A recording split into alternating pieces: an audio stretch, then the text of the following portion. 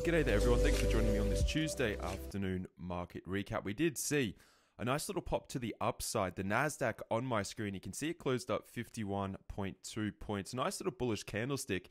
But I wanted to continue off from our discussion yesterday in terms of potentially that of an intermediate sort of retest of this bullish trend line, which has been in effect for the past number of weeks. Now, the difference between the Nasdaq and that of the Dow Jones Industrial Average and the S&P 500 was that on Monday, intra-session, we actually came on up and closed the open window that had established itself late last week. That was the difference between Thursday and Friday. So essentially what we have here on the Nasdaq is a market that is coming back on up and actually retesting most recently its swing highs, one of which has been its all-time high.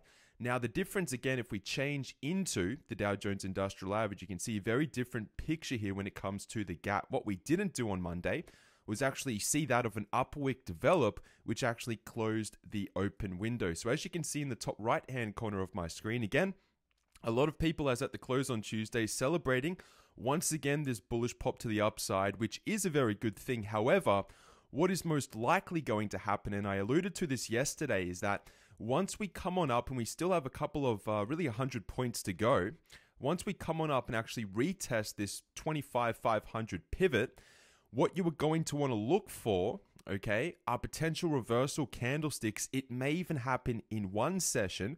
We might see absolute strength later in the week, at least on one of the sessions, which pushes up intra-session, closes the open window, but then you may see some broad selling which closes or pushes into the afternoon session, leaving us with that of an exposed upper wick which has closed this open window. Right now, if you're thinking about taking a bunch of bullish trades, especially on the Dow Jones Industrial Average off from this most recent little bottom here, I do think this is going to be very much so short-lived. We may see the actual gap close over the coming sessions. That would be ideal. And what we'll essentially do is set up a bunch of bidirectional trades on the markets. However, what the analysis is really alerting us to, whether it's the candlesticks, the gaps, some of the sell signals taking place on the oscillators, the divergence, some of the chart patterns as well, what it's leading us to believe at this particular point is that we are going to see resistance hold and we are going to see something like this happen. All right, that's essentially what we're looking for on the Dow Jones Industrial Average. And it is very similar also to what we're expecting to happen and occur on the S&P 500. You can see today we closed up 18 points. Again, a very healthy session. A nice little bullish session today. A good pop after Monday's relatively bearish day's worth of trade. But we do have, once again, this open window at 2,852. In the past, this has been a target for a bunch of bullish trades off from our support. If I go out and show you this, it'll put this in context. Since we have had the waterfall sell-off very early on in the month of February, we've stabilized and we've been in this intermediate trend. This is essentially what we're calling for when we're talking about the retest, okay, the integrity of the intermediate trend. So really what we've done in the past, or at least over the past or in the last week, is that we've closed this window at 2852. We've seen a bunch of reversal candlesticks set up. We've seen that knee-jerk reaction, which has once again opened up the window.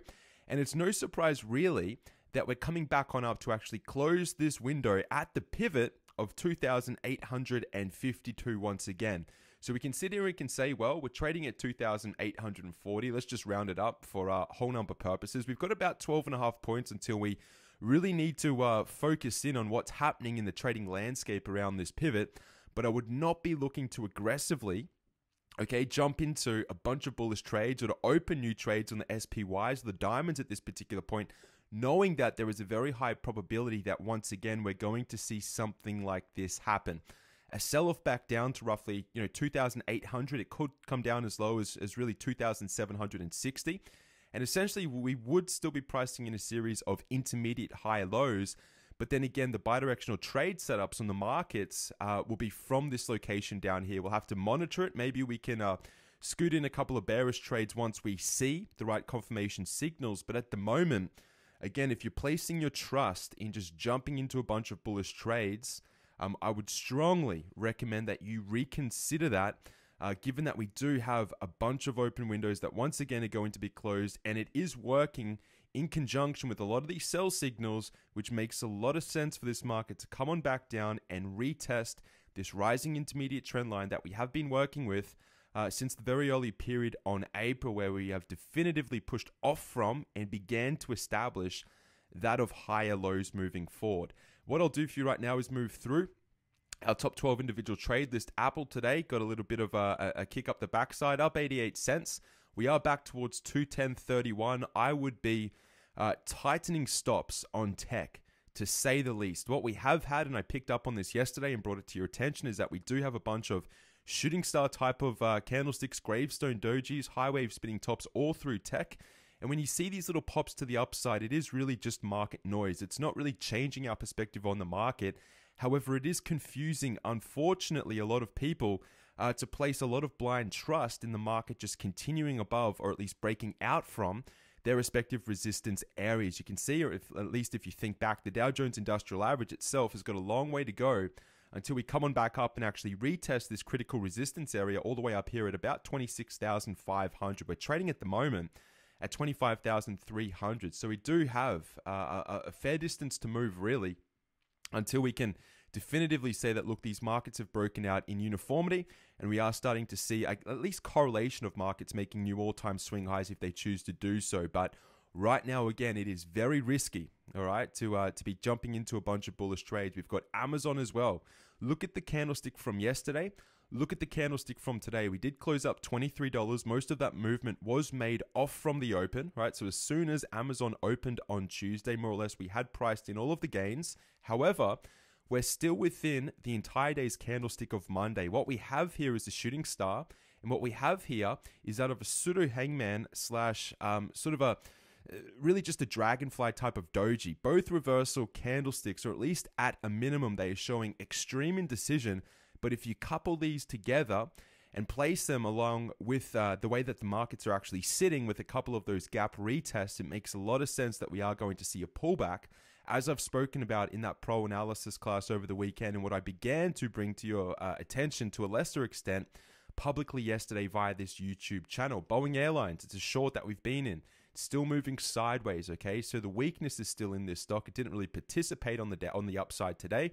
And again, it's looking to move naturally back into that lower area of support.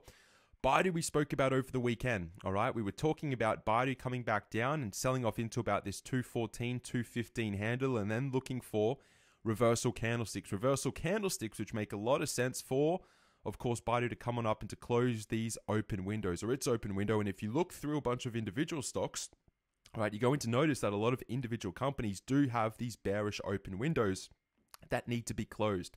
Baidu is one of those stocks. It's interesting, however, because although we're starting to get the first signals, or at least in candlestick terms, out of a reversal, the market itself, we are still expecting it to pull on back down. So what that means is that when it comes to Baidu, we're thinking, and we spoke about over the weekend, that we're probably going to linger more or less around 215 for a little bit of time. But between now and before we see, or up until we see that definitive push, we're most likely going to get a little bit of volatility. And that's really the same for a lot of these individual companies based on what the markets are doing at the current juncture. So if you wanted to bring down an entry, so to speak, your best risk and reward is going to be about 214, if not more or less right at 215. But if you do choose to take that at the moment, you have to understand and be prepared that most likely what's going to happen is you're going to have to persist through a bit of chop until the markets do come on back down. And then once they do that, once they retest those trend lines, once they retest their support areas, that's going to be the base to push a bunch of these stocks off from their support areas and to close these open windows. If I continue down the list, Caterpillar not really doing a whole lot, all right? It's essentially basing and waiting for that intermediate, or at least the primary macro trend, to once again tag price. Once price tags this, we're looking for a reaction, either a reaction off from and a bullish move to the upside, which would be nice for Caterpillar. However, if we do see the break of this trend line, this movement from 107 up to what is it here? Just to be precise, 140, this is what we call a lot of open air. There is no support really in this general vicinity. So it makes sense that if we do crack this area at the moment at about 128, we could come down as low as 107 very quickly, very rapidly. And I think that would surprise a lot of people. But at the moment, it's a little too premature to say. COP moving sideways. It hasn't triggered. It's been something that we've been following and watching from a distance, but we haven't been all that active in lately. The same with CVX. Look at this. Going absolutely sideways. No real momentum whatsoever. We've got Google pushing back off from the open window here. We spoke about this over the weekend, but again, what it seems to be doing is producing that of another rounding top. Makes a lot of sense given that the NASDAQ has closed its respective gap. Makes a lot of sense that we still have this defined support area. And if I continue to bring up some of these oscillators, pay attention to the MACD, the RSI has got divergence, and the stochastics is sort of stopping at the midpoint, but very easily we could see this roll once, of course, we see the industrial average and S&P close their windows. They don't necessarily have to, but it is a good magnet, so to speak. If you've been listening to this public forum here, a lot of our market analysis over the past number of months has been really the understanding that these open windows, that some of which have been closed, all right, are going to continue to drag these markets on up higher until we actually close them. All right, and the same is true right now, given the gap that we've established between Thursday and Friday last week. However, once that is closed, look for Google to come back down to 1,200. We do have that. I guess you could call it that of a hangman at resistance, but at the same time, it is technically off from the support area. So you can make the argument that yes, it could be a hammer at support. Really, if you think about the other candlesticks, however, you've got a shooting star the previous day, a bearish candlestick. This is taking us back to Friday last week, a spinning top on Thursday, a high wave spinning top on Wednesday, and another shooting star immediately after this gap over here. And this was on Tuesday. So the benefit of the doubt, again, in context of the back test of this bullish trend line mixed with this engulfing candlestick later in the month of July, it really thinks, or at least it leads us to believe, that Google is in for some more weakness, even though we did see a little pop today up $9.50, that we are going to come back down to the psychological round number of 1,200 in the very near future. We've got IBM once again, more or less moving sideways, not doing a whole lot. You have to expect this to move into a Bollinger Band squeeze. I've spoken about this both publicly and privately. This is a very ugly chart at the moment, but at the same time, we've got conflicting signals of both a bullish push with a bunch of positive divergence. However, if you look at the candlesticks, there's a lot of selling pressure as well with both bearish trend levels and also bullish trend levels. So again, it's no surprise that IBM is largely just moving sideways. So this sort of fits into the category of both COP and CVX. There are ideal times to obviously trade stocks, and there are other times when simply you need to leave them alone. And if you can tell the difference, or if you can differentiate between those two environments, you're going to do a lot better as a technician actively trading the markets. That is a stock that we categorize and say, look, it's not ready yet, but when we see a true signal, well, then we'll talk about it and it will be put onto our immediate radar. If I go down into Netflix is coming back down to test that 333 area. And surprise, surprise, much like I just spoke about with the previous stock having its open window, this is another stock that also has that open window, hence why we've got the green box over here. Technically, this should be colored really a sort of a red color. And the reason I use red, or at least the pink, I mean, it doesn't really matter. I just don't like the really bright, that looks a very, very aggressive type of color. So I'll use a nice little shaded orange color instead. But the reason we have these is because we identify turning points at a later date. This is essentially where we get some really nice bidirectional trade setups, but what's most likely going to happen is that we are going to price in that of a double bottom. A lot of people are going to say, hey, look at the double bottom on Netflix. This is going to be the continuation of a macro trend to the upside. They'll identify the chart pattern. However, what they won't identify correctly is that it's not really occurring in the right location. And generally what will happen is that a bunch of people will go long Netflix above 355, 360. It makes a lot of sense. It'll trade up to about 390. But then what will happen is that the bullishness will be stifled and you'll see a bunch of supply come into the stock. A lot of people will begin selling, supply will spike, and then we'll see the natural break of what is holding at the moment of a support area at 330. So what you need to think about right now, and we've spoken about this, is that, look, we're expecting this 333 area to hold. It is going to be a bit of a battle, especially with the weakness on the horizon in the NASDAQ and the Dow and the S&P 500. But a lot of this resistance over here in the months of March, April, and May are going to act as support. And in fact, the last trading session in the month of July was that last day, or at least the first day, where we actually started to see a little bit of a counterattack from the bulls right at this handle of 330 that we had previously identified. So this sort of fits into the category, if I can bring it up, of Baidu. We're recognizing that we are at turning points, we are at pivot points that we expect to hold, however, will be under a little bit of pressure. But what we should see in this natural sort of process is to see this gap close, which is going to be ideally overall a bullish setup, even if it is going to be volatile. But once we get up here, okay, and close the window, we are going to move at least into a neutral sort of outlook, but it's probably going to be relatively bearish if we see a mix of this happen across tech. All right, and Netflix is one of those other companies that's fitting that box as well. The other stock, obviously, is Tesla, the last stock on our list. Another bearish day today, $8.77 down. I still think that we are going to more or less give back a lot of these gains. Post a couple of tweets last week from Mr. Musk.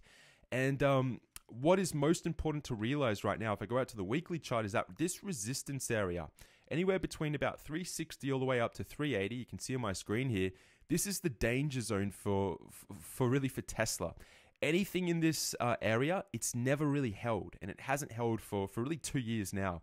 So, I mean, what you can do to mitigate any potential risk is to bring your triggers up above 390. Ideally, you'd even have it above 400, because generally what happens is, even if you come up to 399 or 400, that's generally, again, that psychological stop or that round number where people will just naturally sell, all right, if they're long. And a lot of short sellers will actually begin to open positions around that number. If you clear it, hold above it and continue above it, well, then that is the sign of a major trend breakout from what has been that of consolidation sideways for really 2 years on Tesla. But at the moment, if you look at the candlesticks, it is looking as if it's going to come back down to 320. And if it comes back to 320 with a market sell-off, every chance in the world that it's actually going to come on down lower, down to 300 to close this open window, which was earnings related earlier in the month of August. So I would not be looking to go long Tesla whatsoever at this point. The chart is broken. It's not really an inviting chart for any sort of bullish argument you can make whatsoever, other than you're probably going to see price action beginning to interact with the exponential moving averages. Yes, I think anyone can come to that conclusion. However, if you bring it all together, which is much more important than just simply looking at the exponential moving averages, the odds are that Tesla's going to come all the way back down to $300 over the coming weeks, if not, give it a couple of months, right? But it's still not something that I'd be, willing to sort of trade or gravitate around, given the volatility in this stock for, the past number of weeks, if not months. All right, so that's going to round us out as at Tuesday. If you have any questions, email me, success@pivotpoint-trading.com. Enjoy the rest of your night, everyone, right around the world. I'll see you later in the week for another market update. All the best. Farewell.